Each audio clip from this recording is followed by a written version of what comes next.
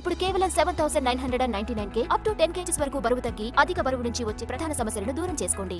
Market లో దేవరాకు ఓ range లో craze ఉంది అనుకున్నాం. సైఫ్ జాన్వీ రాకతో బాలీవుడ్ లోను గిట్టుబాటు అవుతుంది అనుకున్నాం.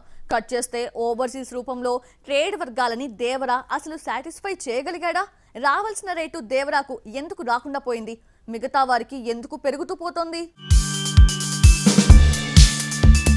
దేవర సమ్మర్ కు రాదని, వస్తే గిస్తే సెప్టెంబర్ అక్టోబర్లోనే బొమ్మ ఉంటుందని తెలిసిపోయింది. అయితే సినిమాకు వచ్చిన హైప్స్ కారణంగా 50 కోట్లు దాటుతుందని వేసిన ఓవర్సీస్ రేట్ సగం దగ్గరే ఆగిపోయింది. జస్ట్ 27 కోట్ల దగ్గరే లాక్ అయిపోయింది. పైగా ఈ ఫిల్మ్ ను యుఎస్ లో తమిళ సినిమాలు పంపిణీ చేసే హంస్ని ఎంటర్టైన్మెంట్స్ దక్కించుకోవడం ఏంటి? At present Tarak overseas market పై పరిశ్రమలో హాట్ డిస్కషన్ నడుస్తోంది. అరవింద సమేత జై లవకుశతో Tarak solo US market just 10 నుంచి 15 కోట్లు రేటు పలికింది. అయితే ఇక్కడ RRR కు జరిగిన బిజినెస్ ను మన హీరో గారి ఖాతాలో వేయడానికి లేకుండా పోయింది. కాకపోతే క్రేజ్ అయితే పెరిగింది. ఇదిగో ఇప్పుడు దేవరతో 40 కోట్లు దాటి చూపిస్తుందనుకుంటే అది కూడా కనిపించలేదు. పుష్ప 1 సినిమాకు 50 కోట్లు పలికిన యుఎస్ రేట్ పుష్ప 2 కొచ్చేసరికి 100 కోట్లకు తగ్గకుండా పలుకుతోంది. సలార్ సినిమాను ఇలాగే 70 కోట్లకు పైగా అమ్మారు. పెట్టింది రాబట్టారు.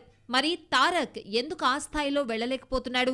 27 కోట్లకు పలికిన ఓవర్సీస్ రేట్ రావాలి అంటే $6.5 మిలియన్ వసూలు చేసి తీరాలి. తెలుగులో మిగతా హీరోలు యుఎస్ లో తమ మార్కెట్ అమాంతం పెంచుకుంటూ పోతున్నారు.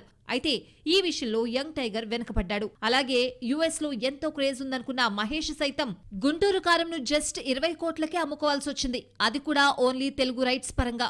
ఒకవేళ పాన్ ఇండియా అయితే ఆ లెక్క మరోలా ఉండేదేమో. ఇక చెర్రీ గేమ్ చేంజర్ సైతం పాన్ ఇండియాగా వస్తూ 45 కోట్లకు తగ్గకుండా యుఎస్ లో రేటు పలుకుతోంది. మరి అందరు హీరోలు ఈ స్థాయిలో డిమాండ్ పెంచుకుంటూ పోతున్నారు. సరే, తారక్ ఎందుకు ఆ డిమాండ్ ను ఏర్పరచుకోలేకపోతున్నాడో అతనికే తెలియాలి. ఒకవేళ దేవర మంచి సక్సెస్ అయితే ఆ తర్వాత సినిమాలతో యంగ్ టైగర్ తన సినిమాలకు మినిమం 50 కోట్లకు తగ్గకుండా అమ్ముతాడేమో చూడాలి.